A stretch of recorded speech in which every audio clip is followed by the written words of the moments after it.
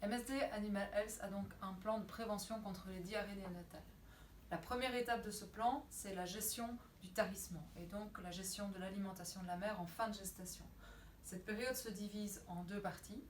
Le fare-off, qui va de 8 à 3 semaines avant vélage, et le close-up, donc la période juste avant vélage, les 3 dernières semaines, qui ont des exigences différentes, notamment parce que durant ces 3 dernières semaines, le veau a une croissance exponentielle et donc les besoins de la mère augmentent fortement, alors que la place qui reste pour l'alimentation est plus petite puisque l'utérus devient très grand.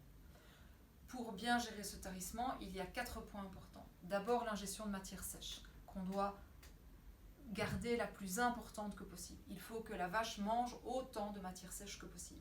Ça veut dire, durant le fare-off, 12 à 14 kg de matière sèche par jour, et pendant le close-up, autant que possible, 10 à 12 kg de matière sèche.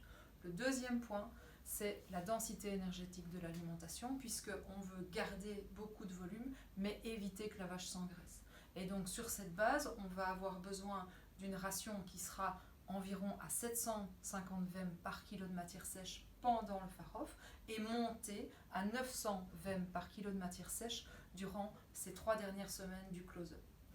La protéine maintenant, protéine très importante pour le développement du veau et aussi la production du colostrum. On va avoir un besoin en protéines qui sera de 12 à 14% de protéines brutes pendant le fare-off et on va de nouveau monter à 15% de protéines durant les 3 dernières semaines, la phase de close-up.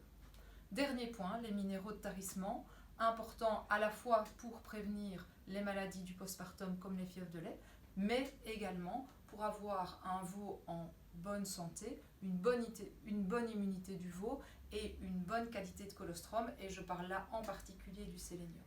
Concernant le sélénium, si vous voulez vérifier si vos vaches en ont reçu assez, l'idéal est de tester 2 vaches et 2 génisses durant le dernier mois de gestation pour voir si vous leur avez apporté suffisamment de sélénium.